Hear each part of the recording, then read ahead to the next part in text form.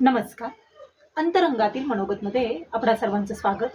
बऱ्याच दिवसापासून आपण आपल्या चॅनलवरती एकही व्हिडिओ टाकलेला नव्हता. याचं कारण म्हणजे अगदी जवळजवळ 9 तारखेपासून माझा मोबाईल हा बंद पडलेला होता आणि म्हणून मला एकही व्हिडिओ या चॅनलवरती टाकता आला नाही. काय होतं की आयुष्य आपण जगत असताना भौतिक साधनांच्या मागे इतके लागतो की आपण आपलं आयुष्य जगण्याचं सोडूनच देतो किंवा आयुष्यामध्ये जगत असताना निसर्गामध्ये असलेल्या गोष्टींच्याकडे आपण दुर्लक्ष करतो. आपलं स्वतःचं चिंतन करणं आपण सोडून देतो. बऱ्याच गोष्टी या आपणाला अनुभवातून या येत असतात. आपल्या वाईट प्रसंगी किंवा एखादी गोष्ट अशी होती की जी आपल्याला आयुष्याचा धडा शिकवून जाते की भौतिक साधनं, भौतिक सुख हे शून्य असल्यासारखं आहे किंवा त्याची किंमत आपल्या आयुष्यामध्ये काहीच नाही.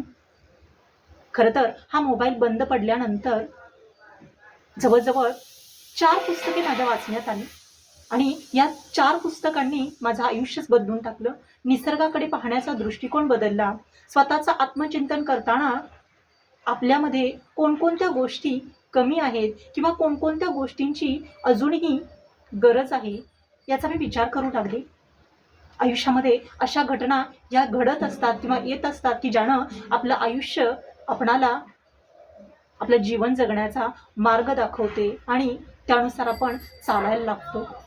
खरं तर मी जी 4 पुस्तकं वाचली त्याच्यामध्ये आशा नेगींचं लव इज लव, कारण जगणं महत्त्वाचं आहे आणि या पुस्तकातून मला खरंच की तुम्ही जेव्हा जगता त्याच्या पुढं किंवा त्याच्या पलीकडं दुसरं काहीही नाही. नाही पैसा, नाही नाती किंवा अजून काही.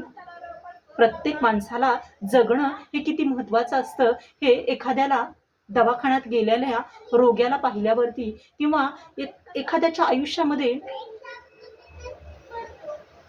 समाज त्याला सामावून घेत नाही तेव्हा त्याला जी जाणीव होते किंवा तेव्हा त्याला जे दुःख होतं ते दुःख त्या पुस्तकातून सांगण्याचा प्रयत्न केलेला आहे. आणि याच दरम्यान माझ्यामध्ये जपानच्या इकिगाई नावांच्या 3 पुस्तकांचं वाचन हे झालं. यामध्ये प्रत्येक क्षण हा शेवटचा आहे असं समजून जगा या पुस्तकानं तर माझं जीवन पूर्णच पालटून टाकलं.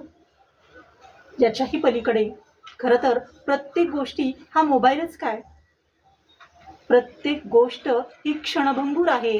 अगदी हा निसर्ग म्हटला तरी तोही क्षणभंगूर आहे, तो अपूर्ण आहे आणि अपूर्णतेतच परिपूर्णता आहे हे मात्र मला नव्याने जाणवलं. आजचा हा व्हिडिओ तुम्हाला कसा वाटला ते तुम्ही कमेंट बॉक्समध्ये नक्की कळवा. चला तर मग भेटूया पुन्हा एकदा नवीन अंतरंगासोबत. तोपर्यंत धन्यवाद.